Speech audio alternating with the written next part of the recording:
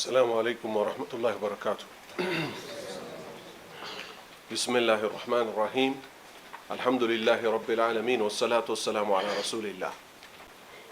سبات نتبوت شيطانال 130 حديثوች መግቢያ ማለት ነው። አሁን የምናነሳው ከ8ኛው ነጥብ ነው። 7ኛው ነጥብ ምን ነበር በዋናነት የሚያተኩረው? ከሱ በፊት ዋና ርዕሱ ምንድነው? የሐቁ መንገድ አንድ ነው። ከሐቁ መንገድ የሚያሳስቱን ወይንም የሐቁ መንገድ የሚያበላሹብን ምናምናቸው ብዥታና ስሜትን መከተል ሸህዋና ሹብሃ። አሁን ባላ ፍቃድ ዛሬ መጠበቂያችንን እንነጋገራለን። 8ኛ ነጥብ ከጥፋትና ከክስረት መጠበቂያው ምንድነው? አንድ ሰው እዚህ ምድር ላይ ጥፋት እንዳያጋጥመው ክስረት እንዳያጋጥመው ከፈለገ من مسرتن مكتل اللبت.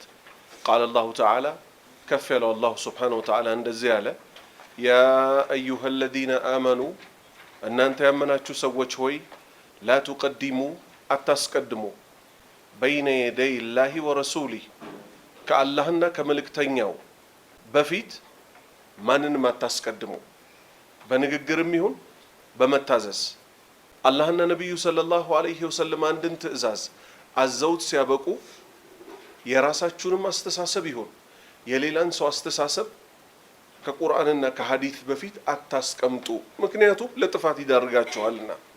ያ አዩሃ الذين آمنوا እናንተ ያመናችሁ ሰዎች ሆይ لا تقدموا አታስቀድሙ بين يدي الله ورسوله ካላህና ከመልእክተኛው በፊት واتقوا الله አላህን ፍሩት إن الله الله እኮ سميع عليم ሰሚዑን ሰሚ የሆነ ጌታ ነው፣ ዓሊሙን አዋቂ የሆነ ጌታ ነው። ይሄንን ማድረግ ስትችሉ ብቻ ነው መጠበቅ የምትችሉት። ሁለተኛ አንቀጽ ያ አዩሃ الذين آمنوا እናንተ ያመናችሁ ሰዎች ሆይ አጢኡ ላህ አላህን ታዘዙ፣ ወአጢኡ ረሱል መልእክተኛውን ታዘዙ። አላህና መልእክተኛውን ሰለላሁ ዐለይሂ ወሰለም ታዛችሁ ብቻ ነው ስራን መስራት የምትችሉት። አለበለዚያ ዝም ብላችሁ አላህ ያላዘዘውን ነብዩ ያላዘዙትን ብትሰሩስ ስራ እኮ ሰርታችኋል፣ ለፍታችኋል፣ ምን ላይ ትወድቃላችሁ? አላህ ሲቀጥል ምን አለ? ወላ ተብጢሉ አዕማለኩም ስራዎቻችሁን አታበላሹ። ምን በማድረግ? አላህ ያላዘዘውን በመስራት ነብዩ ሰለላሁ ዐለይሂ ወሰለም ያላዘዙትን በመስራት ምን አታድርጉ? ስራዎቻችሁን አታበላሹ። ስለዚህ እነዚህ ሁለት ትልልቅ መሰረቶች ናቸው ማንም ሙስሊም ሊጠነቀቅና ሊያቅም ይገባቸው። ምክንያቱም ሁሉም ሰው ይለፋል፣ በዚህ ምድር ላይ ይታገላል። አላህ ባላዘዘው መንገድ አላህን ሊያመልክ ከሞከረ ነብዩ ሰለላሁ ዐለይሂ ወሰለም ባላዘዙት መልክ አላህን ሊገዛው ሊያመልከው ከሞከረ እሱ ቢለፋም ያ ስራ ተብሎ አይወሰድም። በጣም ከባድና ወሳኝ ነጥብ። የሚቀጥለው ደግሞ ሐዲስ ያብራራልናል። ጀነት አልገባም ያለው ማን ነው? ነብዩ ሰለላሁ ዐለይሂ ወሰለም እንዲህ ይላሉ። وعن أبي هريرة رضي الله عنه كأبا هريرة يزو أن رسول الله يالله ملكتنيا صلى الله عليه وسلم قال يالله صلاة الناس سلام برساتشو ليهوننا እንዲህ አሉ كل أمتي የኔ ህዝቦች በጠቅላላ يدخلون الجنة ጀነት ይገባሉ إلا من أبى أنبياء لو سيكا كل أمتي يني هزبوش بتقلالا يدخلون الجنة جنة يقبالوكو إلا من أبى أنبياء لو سيكر قالوا صحابة وشكوالو يا رسول الله أنت يا الله ملكتن يا هوي ومن يأبى ما نودقمو جنة قبات بلو እምቢ የሚለው ብለው ጠየቋቸው። ቃል የነብዩ መልስ እንዲሆነ ሰለላሁ ዐለይሂ ወሰለም መን አጣዐኒ እኔን የታዘዘኝ ሰው እኮ ደኸለል ጀና በርግጥ ጀነት ገባ። ምክንያቱም እሳቸው ያዘዙበት በቁርአን የመጣው ምን ስለሆነ ጀነት የሚያስገባ ስለሆነ። ወመን አሳኒ እኔ ያዘዝኩትን ትቶ ግን የኔን መመሪያ የተቃረነና አዲስ መንገድን አምጥቶ የሰራና አላህን ሊያመልክ የሞከረው ሰው እኮ ፈቀድ በእርግጥ አባ ጀነት ግባ ሲባል እኮ እምቢ ያለውና ትዕቢተኛ የሆነው ሰው ይህ ግለሰብ ነው። ስለዚህ ጀነት ለመግባት መስፈርቱ ምን ሆነ ማለት ነው? ነብዩ ሰለላሁ ዐለይሂ ወሰለም ይዘውት የመጡትን መንገድ መከተል። እምቢ ያለው ሰውዬ ይሄኛው ሰው እንጂ የትኛው ይሄን አልከተልም ያለው? የተቀሩት በጠቅላላ ስራቸው ቢያንስም የነብዩን መንገድ እስከተከተሉ ድረስ ሰለላሁ ዐለይሂ ወሰለም ጀነት ይገባሉ። ነብዩን የማንከተል ከሆነ ሰለላሁ ዐለይሂ ወሰለም አላህ እሳቸውን ለኛ መላኩ ምን አስፈለገ? ምክንያቱም ማንኛውም መልእክተኛ የሚላከው ምን እንዲሆን ነው? ህዝቦቹ በአላህ ፍቃድ እንዲታዘዙትና አላህን ያ መልእክተኛ ባሳያቸው መንገድ ተገዝተውት ጀነት እንዲገቡ ስለሆነ። አሰጋገዳችን የእሳቸውን ካልመሰለ እንከስራለን። ማንኛውንም አምልኮ እሳቸው ባሳዩት መልክ ካልፈጸምነው ሁለት ሀገር ከሳሪዎች ነን። እስቲ የሚከተለውን ምሳሌ ልብ እንበል ይላል ኪታቡ ላይ። وعن أبي هريرة رضي الله عنه قال كأبا هريرة تيزو الله ملكم سراتشون يودد الله تشونا اندهالو من أبا هريرة بينما نحن جلوس إنيا قوش بلن بنبربت ساعة بينما بنبربت ساعة نحن إنيا جلوس تكمتن بنبر ساعة عند النبي صلى الله عليه وسلم النبي صلى الله عليه وسلم قال أبرن قوش بلن بنبربت ساعة على أبا هريرة إذ دخل رجل عند قل سبكو قبا فسلم على النبي صلى الله عليه وسلم ሁለት ረክዓ ሰግዶ ሲያበቃ በነብዩ ላይ አሰላሙ አለይኩም ሲል ሰላምታ ቀረበላቸው። فقال ነብዩ እንዲህ አሉት ሰለላሁ ዐለይሂ ወሰለም ارجع ተመለስ فصلي ስገድ فإنك لم تصلي ምክንያቱም አንተ አሁን ሁለት ረክዓ ሰግጃለሁ ብትል እንኳን ስግደቷ ትክክለኛ ስግደት አይደለችምና አልሰገድካትምና ተመለስና ሁለት ረክዓ ስገድ። ምን አይነት ሰላት ነው ይሄ? ተህየተል መስጂድ ሲገባ የሚሰገደው ሁለት ረክዓ። ነብዩ ሰለላሁ ዐለይሂ ወሰለም ምን ብለዋል በሌላ ሐዲታቸው? እመለስበታለሁ ወደዚህኛው ሐዲት አልጨረስንም። ሰሉ ከማ ረአይቱሙኒ ኡሰሊ ሰሉ ስገዱ ከማ ረአይቱሙኒ እኔን እንደምትመለከቱት ኡሰሊ እኔ ስሰግድ በምሰግድበት ሁኔታ እሱን አይታችሁ ራሱን ድገሙት ስላሉ ይህ ሶሃባ ሁለት ረክዓ ሰግዶ አሰላሙ አለይኩም ሲላቸው እሳቸው ምን አሉት? ፈርጂዕ ተመለስ፣ ፈሰሊ ስገድ፣ ፈኢነከ ለም ቱሰሊ ምክንያቱም አሁን የሰገድካት ስግደት እኮ ትክክለኛ ሰላት አይደለችምና። ፈዓለሃ ተላተና ለአባ ሁረይራ ሶስት ጊዜ እየተመለሰ ደጋገማት። ምን ማለት ነው? አሁንም ሁለት ረክዓ ይሰግዳል። ሲመለስ ወደ ነብዩ ሰለላሁ ዐለይሂ ወሰለም ነብዩ ምን ይሉታል? ተመለስ፣ ስገድ፣ አልሰገድክምና እያሉት ሶስት ጊዜ።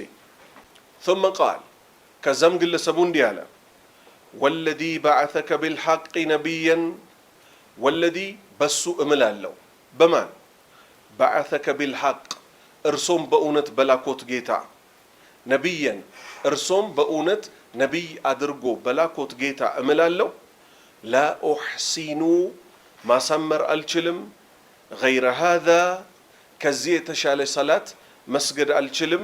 ስለዚህ ፈዓሊምኒ አስተምረኝ አላቸው። ልብ በሉ አሁን ያነበብኩላችሁ አረብኛ ነው አይደለም? አረብኛ ነው አይደለም? ነቢዩ ሰለላሁ ዐለይሂ ወሰለም በምን ቋንቋ ነው የተላኩት? በአረብኛ። ይህ የተሳሳተው ሶሃባ መልስ የሰጣቸው በምንድን ነው? በአረብኛ። እሳቸው በምንድን ነው ያወሩት? በአረብኛ። ይህ ስህተት የተፈጸመው በመቼ ዘመን ላይ ነው? እሳቸው በህይወት በነበሩበት ዘመን እሳቸው ባሳዩት መልክ በእውቀት ከስር ያልያዘውን ግለሰብ ሰግጃለሁ ብትልም ስግደትህ ተበላሽቷል፣ አላህ አይቀበለውም ማለት ሶስት ጊዜ ሲሉት እሱ መጨረሻ ላይ ምን አለ? እኔ ከምሰግደው አሰጋገድ በላይ እኮ አሳምሬ መስገድ አልችልምና ምን አድርጉኝ አስተምሩኝ አላቸው። ከዚህ ምን ይዘው ማንኛውም አምልኮ በእውቀት ተምረነው ካልሆነ በቀር አረብ ስለሆነ እንኳን አንድ ግለሰብ ያንን አምልኮ ሊያሳምርና አስተካክሎ ሊፈጽም አይችልም። ቃል ነብዩ አሉ ኢዛ ቁምተ ኢለ ሰላቲ ለስግደት በቆምክ ጊዜ አሉት ለተሰግድ በቆምክ ጊዜ ፈከብር አላሁ አክበር በል አሉት ثم اقرأ ከዛም አንብብ ما تيسر معك من القرآن አንተ ጋር ያለውን ከቁርአን የገራልህን አንብብ አሉት ثم اركع ከዛም ሩኩዕ አድርግ ሩኩዕ ማለት መጎናበስ ሩኩዕ ሲደረግ ወገብ ቀጥ ትላለች ሰውየው ካልታመመ በቀር ቀና ማለት አይችልም በጣም ወጣት ደግሞ ቢሆን በጣም ወጣት ነኝ ብሎ ዝቅ ማለትም አይችልም ምን መሆን ብቻ ነው የሚችለው ሙዕተዲል የተስተካከለ ሆኖ ይጎናበሳል حتى تطمئن راكعا በሩኩዕህ ላይ የተረጋጋ እስክትሆን ድረስ ሩኩዕ አድርገ ثم ارفع ከዛም በኋላ ቀና በለ ከምን ከሩኩዕህ ላይ ሩኩዕ ላይ ምንድነው የሚባለው سبحان ربي العظيم سبحان ጥራቻ ይገባው ረቢየ የኔ ጌታ አልዓዚም ታላቅ የሆነው ይሄን ተረጋግተህ ቀጥ ብለህ ከተጎናበስክ በኋላ ሰሚ አላሁ ሊመን ሐሚዳ አላህ ላመሰገኑት ሰዎች ጥሪያቸውን ዱዓቸውን መልስ ሰጣቸው ብለህ ቀጥ ትላለህ ثم ارفع ቀጥ በል حتى تعتدل قائما በመቆምህ ላይ የተስተካከልክ እስክትሆን ድረስ ቀጥ በል ዛሬ አንዳንድ ሰዎች ይዋቸው ከሩኩዕ ሲመለሱ ገና እስከ ጥግ ሳያደርሱት ጀለብያቸውን ጉልበታቸው ላይ ይዟታል ልክ ሪጎሬ እንደሚመታበት በረኛ ምን ሊሆኑ ጃስ ብለው ሊወርዱ ማለት ነው ይሄው ነብዩ ሰለላሁ ዐለይሂ ወሰለም ምን አሉ ሰላት በፊዚካል ከሚሰሩ አምልኮዎች ውስጥ እኮ ምን አይነት ነው በውስጥ አላህን ከመፍራት ጋር ሰሚ አላሁ ሊመን ሐሚዳህ ብለን ስንመለስ ثم ارفع ከዛ ከፍ በል حتى تعتدل قائما በመቆምህ ላይ ቀጥ ብለህ የተረጋጋ እስክትሆን ድረስ ሰሚ አላሁ ሊመን ሐሚዳህ እሺ ثم اسجد ከዛም ስጁድ አድርግ حتى تطمئن ساجدا ስጁድ በማድረግህ ላይ የተረጋጋ እስክትሆን ድረስ ስጁድ ላይ ሁን ስጁድ ማለት ምን ማለት ነው በግንባር በአፍንጫ በሁለት እጆች በሁለት ጉልበቶች በሁለት እግሮች መሬት ላይ ለአላህ ሲሉ መደፋት ثم ارفع ከዛም ቀና በል حتى تطمئن جالسا ቁጭ በማለትህ የተረጋጋህና ቀጥ ያልክ እስክትሆን ድረስ ምን አድርግ ከስጁድህ ተነሳና ከመደፋትህ ተነሳና ቁጭ በለ ثم افعل ذلك في صلاتك كلها ይህንን በሁሉም ስግደትህ ላይ ፈጽማ በዚች መልክ ሁሉንም ረካዓዎች ፈጽማቸው ሙተፈቁን ዐለይሂ ቡኻሪና ሙስሊም ተስማምተው ዘግበውታል ኸይ ገጽ 8 ላይ ከሚከተለው ሐዲስ ትልቅ ትምህርት እንወስዳለን ሱሐባዎች አላህን ለመገዛት ነብዩ ሰለላሁ ዐለይሂ ወሰለም ላይ ሰለዋት ለማውረድ እንዴት ብለን እናውርድቦት ሲሉ ጠይቀው ነበር ይሄን ክስተት ላንብብላችሁና ከዛ ግልጽ ይሆናል አነቢ ሙሐመድ ከሙሐመድ አባት ከዕብ ኢብኑ ዑጅረተ ከዕብ ይባላል ስሙ የዑጅራ ልጅ ነው ረዲየላሁ ዐንሁ አላህ መልካም ስራውን ይውደድለትና ቃል እንዲህ አለ خرج علينا በእኛ ላይ እኮ ብቅ አሉ ወደኛ እኮ መጡ النبي صلى الله عليه وسلم ያላህ ነብይ ያላህ ሰላትና ሰላም በርሳቸው ላይ ይሁን فقلنا አልናቸው ያ ረሱላህ አንቱ ያላህ መልእክተኛ ሆይ قد علمنا በርግጥ አውቀናል كيف نسلم عليك በርሶ ላይ እንዴት ብለን ሰላምታ ማቅረብ እንዳለብን አውቀናል እሱ ምንድነው السلام عليك أيها النبي ورحمة الله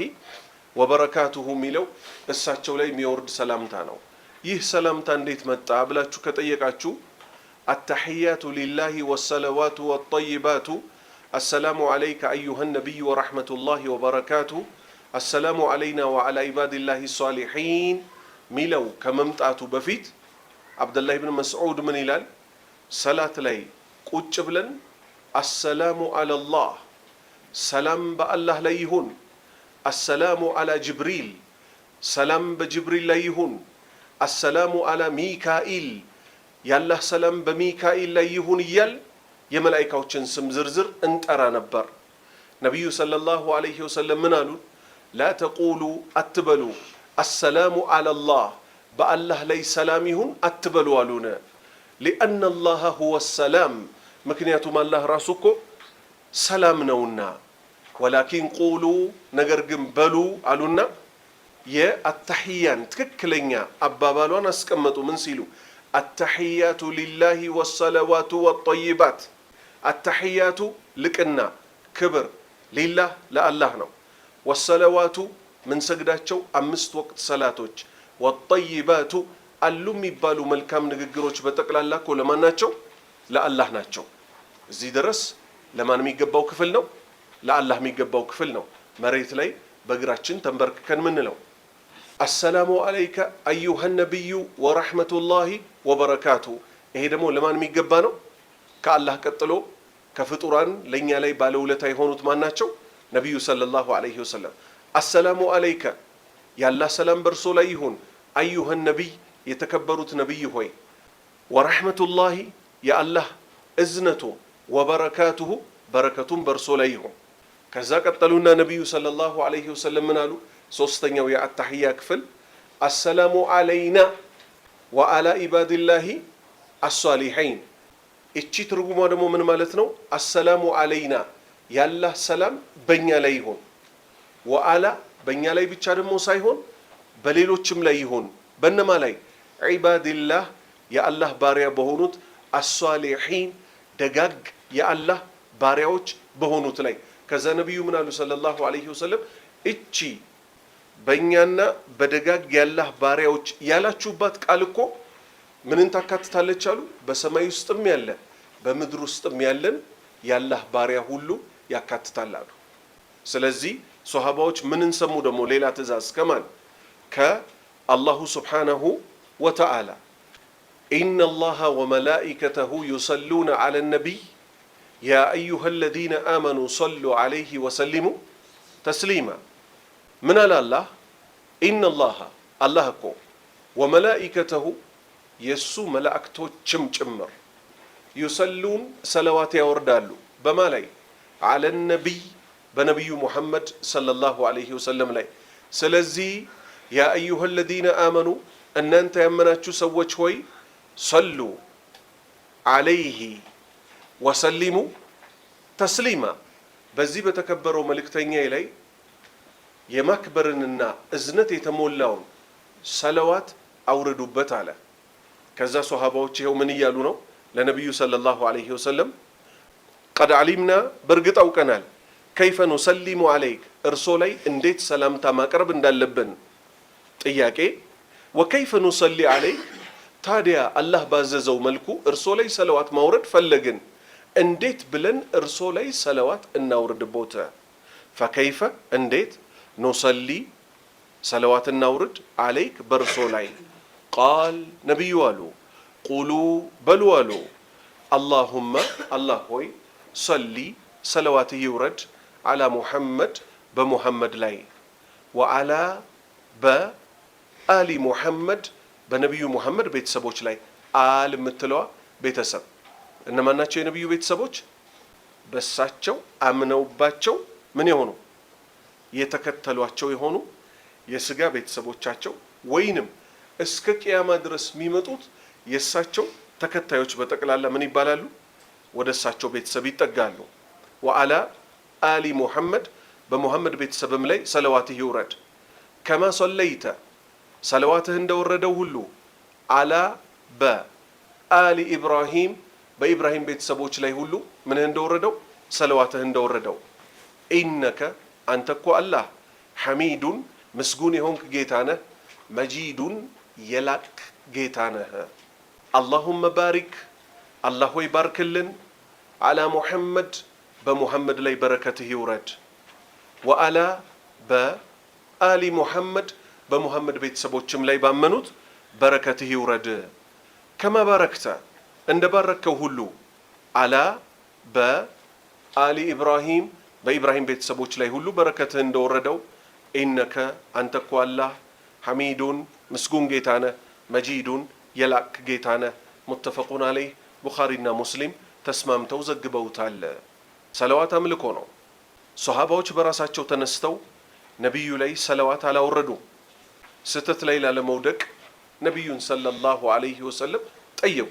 አላህ ምን ከማለቱ ጋር ያ አዩሀ الذين آمنوا صلوا عليه وسلموا تسليما እናንተ ያመናችሁ ሰዎች ሆይ በመልእክተኛው ላይ እዝነት የተሞላውን የማክበር ሰለዋትን አውርዱበት ብሎ ሲያበቃ አረቦች ከመሆናቸውም ጋር እኛ በአረብኛ የራሳችንን ግጥም እንገጣጥማሉ አላሉ። ወደኛ አገር እንምጣ። እኛ አገር ላይ ግን ሰዎች በቁርአን በሐዲስ የመጣውን ይህንን ታላቅ አምልኮ ሰለዋት ሸሪዓው በመጣው መልክ ከመከተል ይልቅ ምን አደረጉ? እኛ ኢትዮጵያውያን የራሳችን የሰለዋት አባባል አለናሉ። ታው ይቅርባችሁ፣ ሃይማኖቱ ኢትዮጵያዊ፣ ናይጄሪያዊ፣ እስልምና የሚባል የለውም። እስልምና ኢነ ዲነ ዒንደላሂ አልኢስላም፣ ከአላህ የወረደ እስልምና ነው፣ ከኛ የሚጠበቀው መከተል ነው ሲባሉ እምቢ አሉ። ከዛ ምን አሉ? ነቢዩን እኛ ኢትዮጵያውያን በጣም አጥብቀን ስለምንወዳቸው የራሳችንን ሰለዋት እንገጣጥማለን አሉ። ሸሪዓ የመጣበትን መልክ አልቀበል ብሎ የራሱን አስተያየት የሚያቀርብ ሰው ጥመት ላይ እንደሚወድቅ አሁን ላንብብላችሁ የሚከተለውን አገራችን ላይ ሰለዋት ብለው ሚሉትን አላሁመ ሰሊ አላ ሙሐመድ መገነቢ የሁሉ ቀላቢ አሉ። እቺ ንግግር በእስልምና ውስጥ ታቆያለች ወይስ ከእስልምና ታስወጣለች? ከእስልምና ታስወጣለች። አላሁመ ሰሊ ማለት አላህ ሆይ ሰለዋትህ ይውረድ። እዚህ ድረስ ልክ ነው አይደለም? እኛም ምን እንላለን? አላሁመ ሰሊ አላ ሙሐመድ ወአላ አሊ ሙሐመድ ከማ ሰለይተ አላ ኢብራሂም ወአላ አሊ ኢብራሂም ብለን እንቀጥላለን። አላሁመ ሰሊ ላይ ምንድነው ያለው? አላህ ሆይ በነብዩ ላይ ሰለዋትህ ይውረድ ብለን ለነብዩ ላይ ሰለዋት እንዲወርድባቸው ማንን ለመን? አላህን አይደል? የኛ ሀገሮቹ ምን አሉ? መገን ነቢ የነቢዩ ሙሐመድ ጉዳይ ይገርማል አሉ። የሁሉ ቀላቢ እሳቸው እኮ ናቸው። ማን?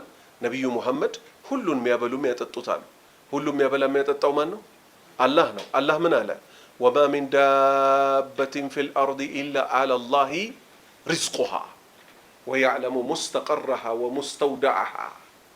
ወማ ሚን ዳበቲን በምድር ላይ እኮ አንድም ተንቀሳቃሽ የለም ኢላ አላ ላሂ ሪዝቁሃ በአላህ ላይ ብቻ ቢሆን እንጂ ሲሳዩ የተመደበው የሚበላ የሚጠጣው እንጂ በነቢዩ ሙሐመድ ሰለላሁ ዐለይሂ ወሰለም ላይ አይደለም። አሁንም ቀጠሉና ምን አሉ? እነዚህ መንዙማማይ የሚባሉት አላህ ይምራቸውና ሙስሊሙን ኡማ ሊያጠሙ ለካም አንቱ ነው ያ ነቢይ ለመላውም ኸልቅ ቀላቢ ብትን ያለውን ሰብሳቢ አሉ። አሁን በእነሱ ቤት ምን ማውረዳቸው ነው?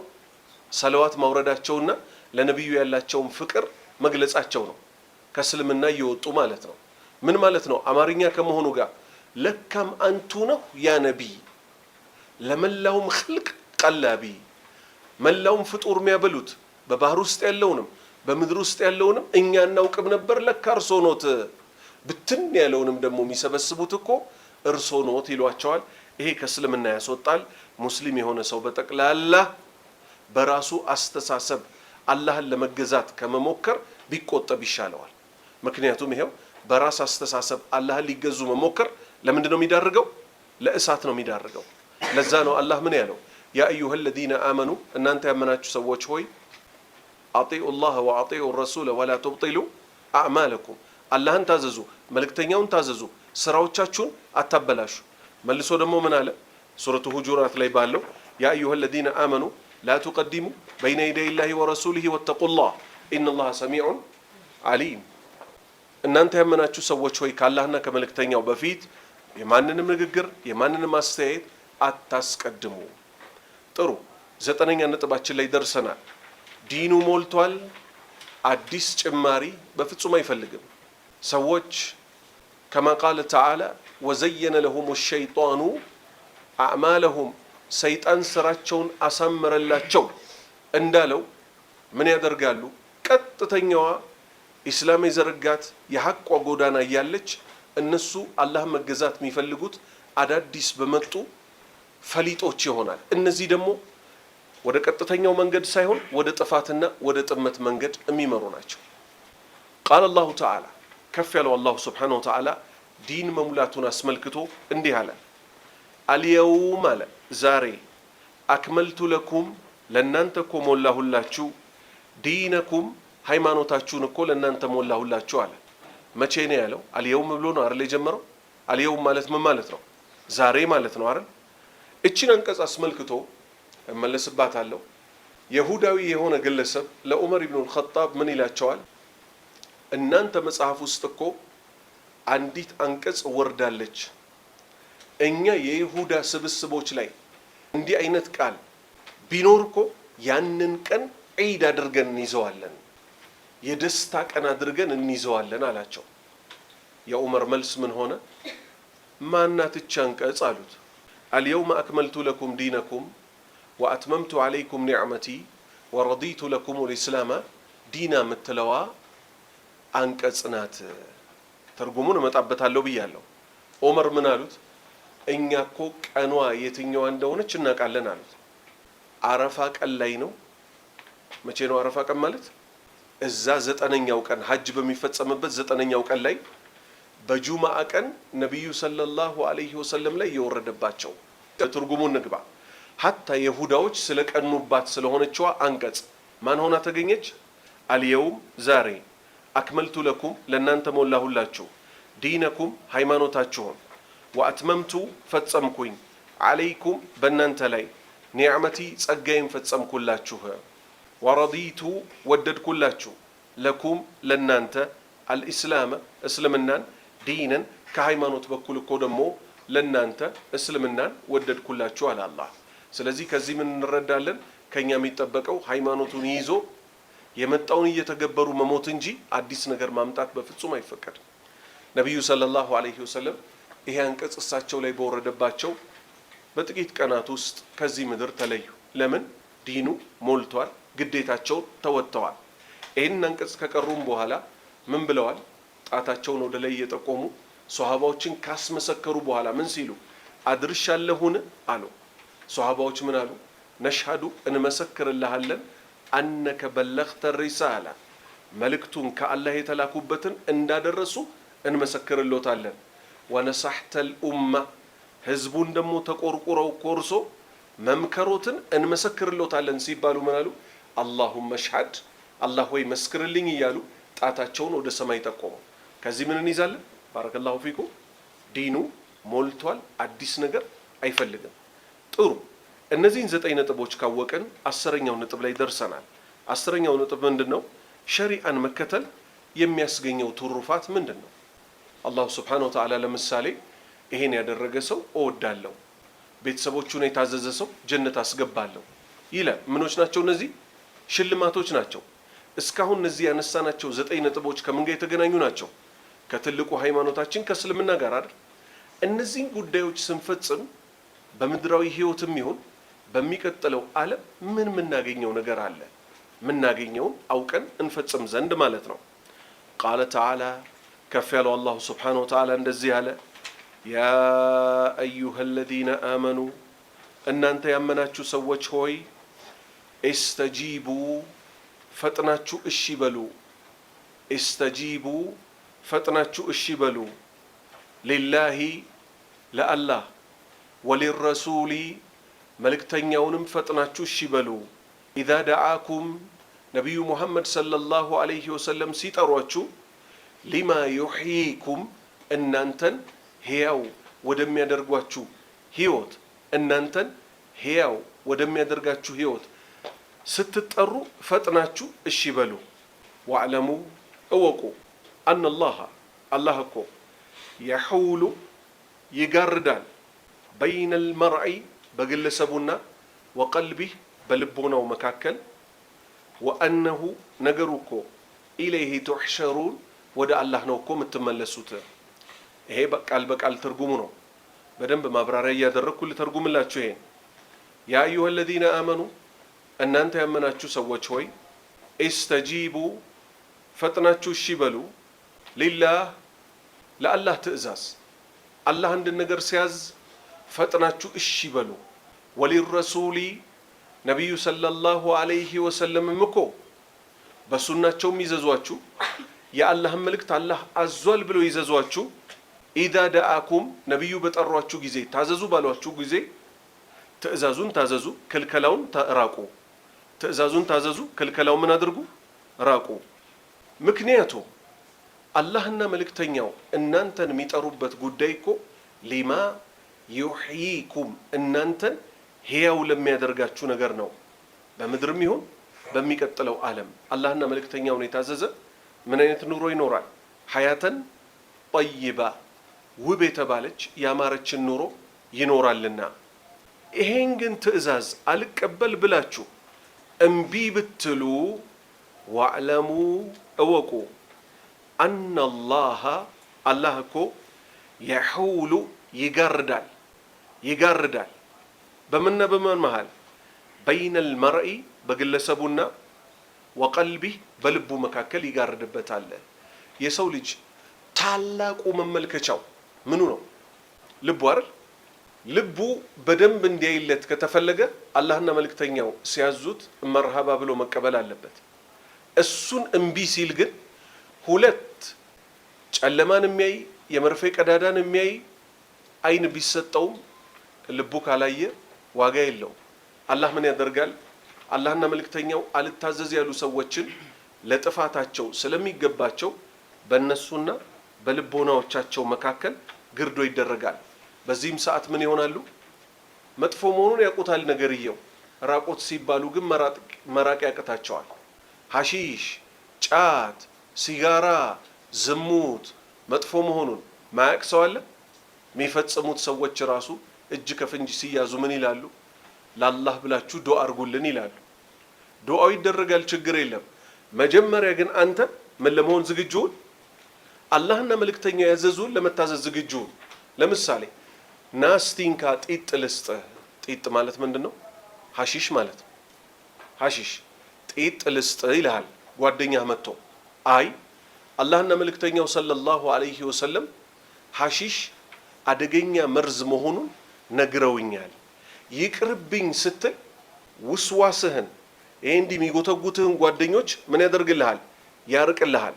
አንተው ራስህ ግን ሄደህ ዛሬ ሐሺሹን፣ ነገ ዝሙቱን፣ ከነገ ወዲያ ወለዱን፣ ከዛ በኋላ ሌብነቱን ምኑን ትሰራና ከዛ የሰረካቸው ሰውዬ ማን ሆኖ ይገኛሉ? የጓደኛህ አባት ናቸው። በማታ ሀንግ የሰራሃቸው አንተ አላወክም። ወይኔ ሺት ማታ እጃቸውን ሰበርኩት የከቤም ፋዘር የአብድራሂምን እናት ምናምን ትላለህ። መላ ይሆናል? አይሆን። ስለዚህ በእኛና በልባችን መካከል መታሸግ እንዳይፈጠር ቀድሞ መጠንቀቅ መቼ ነው? ትዕዛዙን የጣስን ቀን የሚመጣብን ጣጣ እንዳለ አውቆ አርፎ መቀመጥ። አላህና መልእክተኛው ያሉትን እሺ ብለን ብንከተልስ መጀመሪያውኑም እየኖርን ያለነው ያማረ ምርጥ ህይወት ይሆናል። ሱስ ላይ የገቡ ሰዎች በጣም በሚያሳዝን ሁኔታ ምን ያደርጓቸዋል? ከሱስ እንዲወጡ የሆነ ሰው ማይደርስበት ቦታ ውስጥ ይገባሉ። ሲጋራ የማያገኙበት፣ ልብ በሉ፣ የብርቱካን ልጣጭ የማያገኙበት፣ ጫትና ሲጋራ የሚቀሙ ሰዎች እንዲተዉ ሲፈለግ በዘመናዊው ሕክምና ምን ይደረጋሉ? ብርቱካን እንዲህ አይነት ሆስፒታል ይዞ መግባት አይቻልም። ለምን ካላችሁ የብርቱካኑን ልጣጭ ያደርቁትና እሱን አቃጥለው እያሉ ከሱ የሲጋራ ስሜት እንዳይገባባቸው። መጀመሪያውኑ እንደዚህ አይነት ነገሮችን የራቀ ሰውስ ምርጥ ህይወት ላይ ነው አይደለም ያለው? ነው። ሲጋራ ላይ ማስታወቂያ አለ። ምንም የሴት ጡት ያመጡና ሲጋራ ማጨስ ይሉና የሴት አጫሽ ከሆነች ካንሰር ስለሚያመጣ ጡቷ የተቆረጠች ሴት ያሳያሉ። ያንንም እያሳዩ ስለገቡበት ሰዎቹ ያጨሱታል። በዱንያ ላይ በምድር ላይ ህይወታቸው ጎዱ አልጎዱ? ጎዱ። የሚቅሙ ሰዎችን ይዋቸው አላህ ይመልሳቸውና ሲጀምሩ እባክህ አንድ እንጨት ነው ለጨዋታ ሲባል ነው ብለው ጓደኞቻቸው ይሰጧቸዋል። አረ ይመራል ሲሉ ጀማሪ እኮ በስኳር ነው የሚቅመው ይሏቸዋል። ጀማሪ እኮ በለውዝ ነው የሚቅመው፣ ጀማሪ እኮ በሚሪንዳ ነው የሚቅመው ይሏቸዋል። ከዛ ልክ ሱሰኛ ሆነው ከገቡ በኋላ ምን ይሆናሉ? ገና የጧቱ ክፍል ሲጀምር 4 ሰዓት ምናምን ሲል ብስጭት ይጀመራል ዙሁር እስኪደርስ ድረስ። ከዛ ምን ይሉታል? አይሬ ደረሰ ይባላል። ይበላል፣ ጫት ይገዛል። ልክ መቃም ሲጀምሩ እገሌ ይሄን ያህል ተምሯል እንዴ እስክትል ድረስ ሲኤንኤን እንዲህ ብሎ ቢቢሲ እንዲህ ብሎ፣ ፋና እንዲህ ብሎ፣ ኤፍኤም አዲስ እንዲህ ብሎ፣ አልጀዚራ እንዲህ ብሎ የወሬ ማዕት ያወርድልሃል።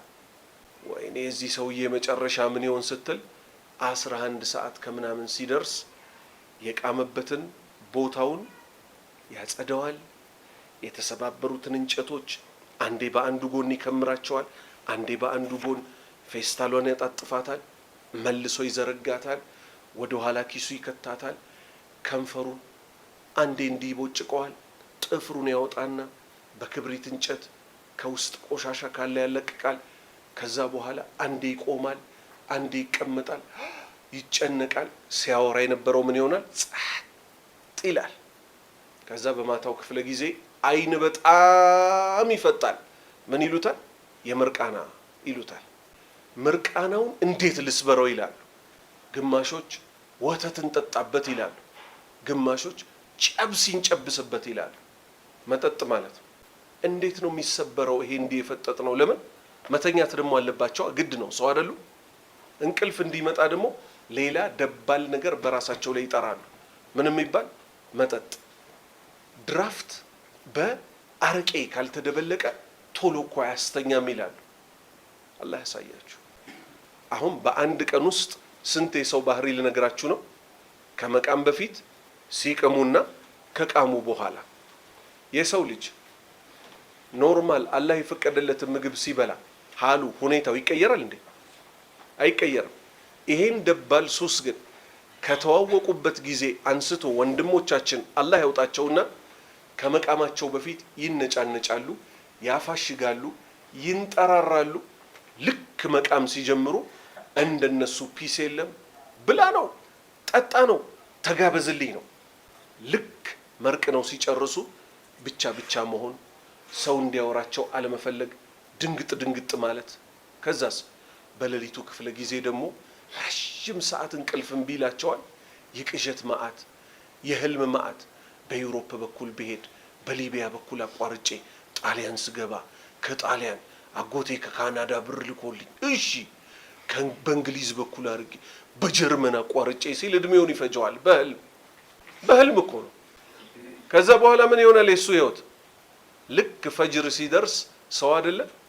ይሄ ሰውነቱ ውስጥ የገባው ኒኮቲን ወጥቶ ሲያልቅ ምን ይሆናል? መጨረሻ ላይ ድብን ያለ እንቅልፍ ይወስደዋል። አሰላቱ ኸይሩ ሚነ ነውም ይባላል። ቅዠት ነው እውነት ነው እያለ እዛው ይወስደዋል። በዛው ሞት መጥቶ ቀኑ ሲደርስ ይወስደዋል። ይሄ ህይወት ነው? የአላህ ባሪያዎች ሆይ ህይወት ነው አይደለም? ይሄው በሱና በልቡ መካከል ምን ሆነበት? ተዘጋበት። እንጠንቀቅ። አላህ ቀጠልና ምን አለ? ወአነሁ ነገሩ እኮ ኢለይሂ ቱሕሸሩን ወደ አላህ ትቀሰቀሳላችሁ። ለዛ ለመቀስቀሻው ቀን ስራችሁን አሳምራችሁ ሂዱ፣ አለበለዚያ ግን ከባድ አደጋ ነው የሚያጋጥማችሁ። ሌላ ነጥብ ወይም ሌላ የቁርአን አንቀጽ 10ኛው ነጥብ ስር ወመን ዩጢዕላህ አላህን የታዘዘ ሰው ወረሱል መልእክተኛው ነቢዩ ሙሐመድን ሰለላሁ ዐለይሂ ወሰለምም የታዘዘ ሰው ፈኡላኢክ እነሱ እኮ ይሆናሉ። እነማን? አላህና ነቢዩ ሙሐመድን ሰለላሁ ዐለይሂ ወሰለም የታዘዙ ሰዎች እኮ ፈኡላኢክ እነሱ እኮ መዐለዚነ ከነዚያ ጋር ይሆናሉ። ከነማን ጋር? አንአመላህ አላህ የዋለባቸው ዐለይሂም በእነሱ ላይ አላህ ጸጋውን ከዋለባቸው ሰዎች ውስጥ ይሆናሉ። እነማን ናቸው አላህ ጸጋውን የዋለባቸው ሰዎች? ሚን ነቢይን ከነቢያት፣ ወስዲቂን ከእውነት ባዮች፣ ወሹሃዳ ከሰማዕታቶች፣ ወሳሊሒን ከደጋጎቹ እኮ ይሆናሉ። ወሐሱና ምንኛ አማረ ኡላኢከ ከነዚህ ጋር መሆን ረፊቃ ጓደኛ መሆን ምንኛ አማረ።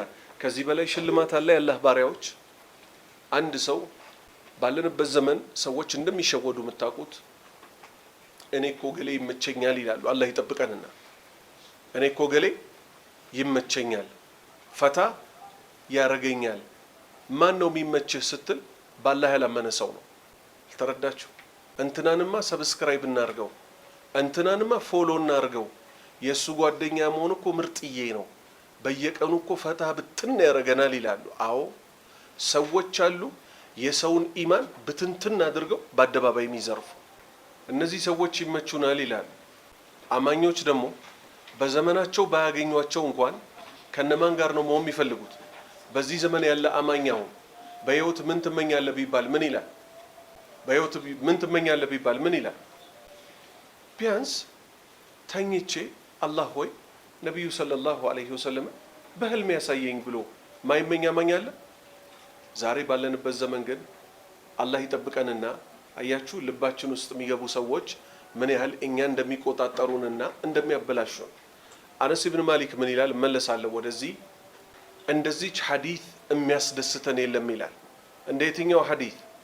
ነብዩ ሰለላሁ ዐለይሂ ወሰለም አልመርኡ መዐ መን አሀብ፣ ግለሰቡ ከሚወዳቸው ሰዎች ጋር ነው የቂያማ ቀን የሚቀሰቀሰው እንደሚለው ሐዲስ እኮ የሚያስደስተን የለም አለ። ከዛ ምክንያቱን ተናገረ። እኛ እኮ አለ ስራችን ትንሽ ቢሆንም አለ ነብዩ ሙሐመድን ሰለላሁ ዐለይሂ ወሰለም አቡበክርና ዑመርን እንወዳለን፣ አላህ ከነሱ ጋር ይቀሰቅሰናል ብለን እንከጅላለን አለ። ዛሬስ የምትወደውን ሰው ተጠንቀቅ ያላህ ባሪያ። የዛሬ ሁለት ዓመት ወይ 2 ዓመት ተኩል አካባቢ የት ቱርክና ሶሪያ የሚባሉትን አገሮች ሁለቱንም ከፊል መሬታቸውን የነካ መሬት መንቀጥቀጥ ተከስቶ ነበር። አንድ ድፍን ህንፃ እላዩ ላይ የተደረመሰበት ወጣት ነበር። የስንት ዓመት ወጣት? የ14 ዓመት ወጣት።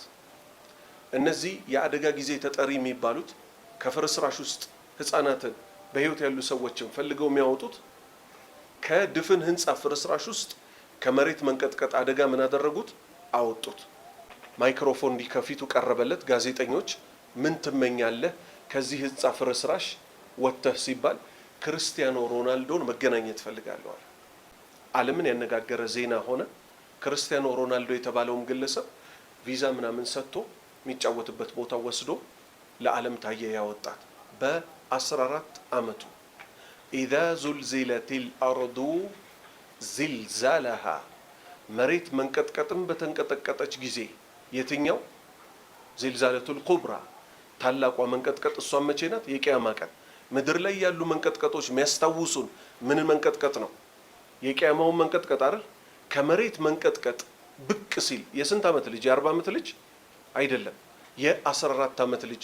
ከስንት ዓመቱ ጀምሮ ሮናልዶ ልቡ ውስጥ ቢከተው ነው በ14 ዓመቱ ከህንፃ ፍርስራሽ ሲወጣ ባላህ ያላመነውን ግለሰብ ማንን ማግኘት ትፈልጋለህ ወይ ምን ትመኛለህ ሲባል ክርስቲያኖ ሮናልዶን መገናኘት እመኛለሁ ያለው።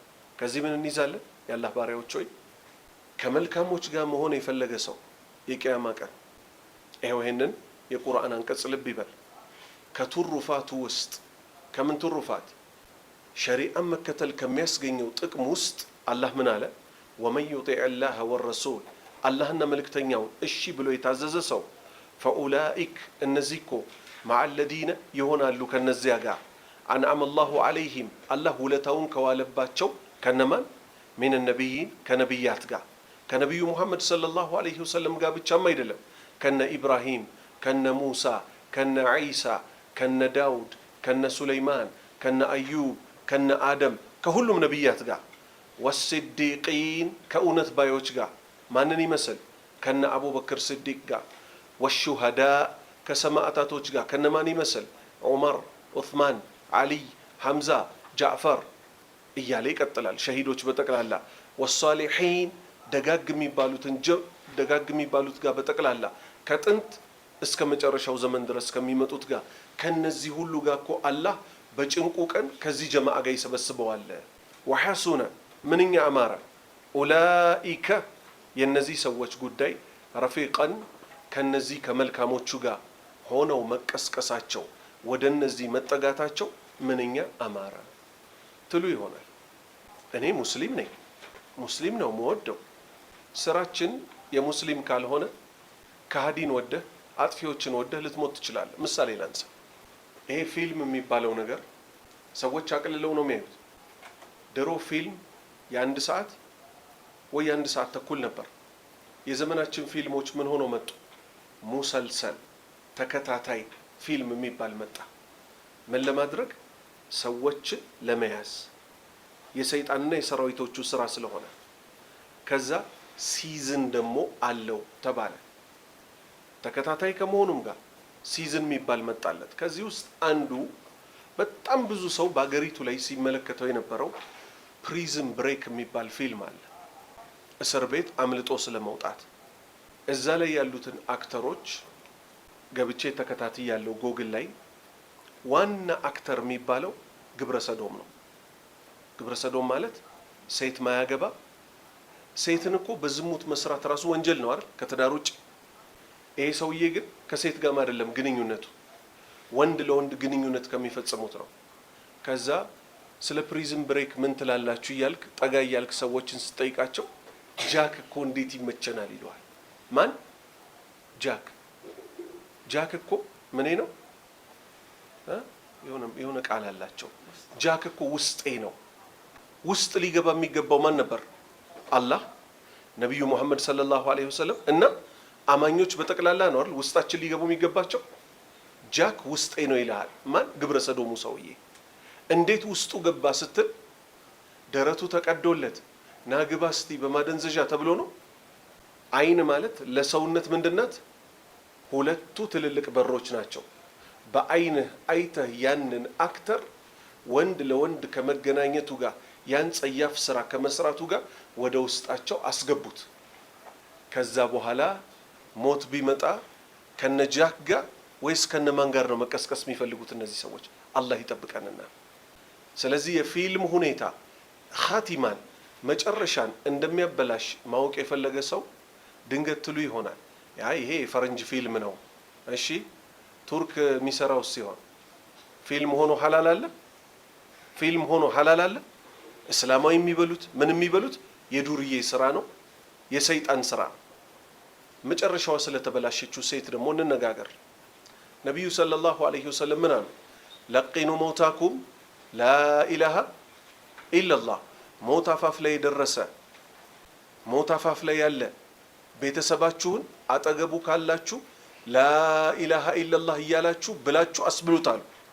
የሆነች ባልቴት ሴትዮ ነበረች ኢትዮጵያ ውስጥ። አላህ ይዘንላት፣ አላህ ይማራት። ያረጠችም ሴት ነበረች። ማረጥ ማለት አማርኛው ምን ማለት? የወር አበባ የጨረሰች። ማታ ማታ የቱርክ ፊልም ይታያል፣ ሳተላይት ዲሽ ላይ አለ። ይሄ ኤምቢሲ 3 ምናምን የሚሉት ላይ አረብ ሰዓት ላይ ያንን እየተነሳች ታያለች ማታ ማታ። ማን የሚባል ፊልም አክተር አለ እዛ ላይ? ሙሐነድ የሚባል የቱርክ አክተር አለ። ቸሳላ ሰውየው ውስጧ ገባ፣ በርግዳ አስገብተዋለች። ከዛ ሞት መጣ። ሞት በማንኛውም ሰዓት ይመጣ ይል። የገዛ ዘመዷ ነው ይሄን ታሪክ የተናገረው። ሞት መጥቶባት ላኢላሃ ኢለላህ በይላታል ቤተሰብ ተሰብስቦ። እሷ ሙሐነድ እያለች የፊልም አክተር ስም ጠርታ ሞተች። ከዚህ በላይ የሚያሳዝን ነገር አለ? ከዚህ በላይ የሚያሳዝን ነገር አለ ወንድሞቼ? ስለዚህ እነዚህ ኳስ ተጫዋቾች፣ የፊልም አክተሮች፣ ዘፋኞች በሰማሃቸው ባያሃቸው ቁጥር የልብህን በር ከፍተህ ኑ ግቡ ብለህ የበረገድክላቸው ራስህ ነህ። ሞት አፋፍ ላይ ሆነ ላኢላሃ ኢለላህ ማለት አቅቶ እነሱን ብትላቸው ማንንም ተጠያቂ አታደርግ። ስለዚህ ከዛሬው ዕለት ጀምሮ ምንሰማውን ምናየውን ነገር እናጣራ። ምንሰማውን ምናየውን ነገር ምን እናድርግ? እናጣራ። አላሁ ስብሓነሁ ወተዓላ ይታረቀን። ባላህ ፍቃድ የመግቢያ ነጥቦቻችንን ጨርሰናል። 10 ነጥቦች አሁን 130 ሐዲቶች ቀጥታ ባላህ ፍቃድ ከአንደኛው ሐዲት ጀምሮ አላህ ያድርሰን። የሚቀጥለው ሳምንት እናነሳለን። ሱብሓነከ አላሁመ ወቢሐምዲክ አሽሀዱ አን ላ ኢላሃ ኢላ አንተ አስተግፊሩከ ወአቱቡ ኢለይክ።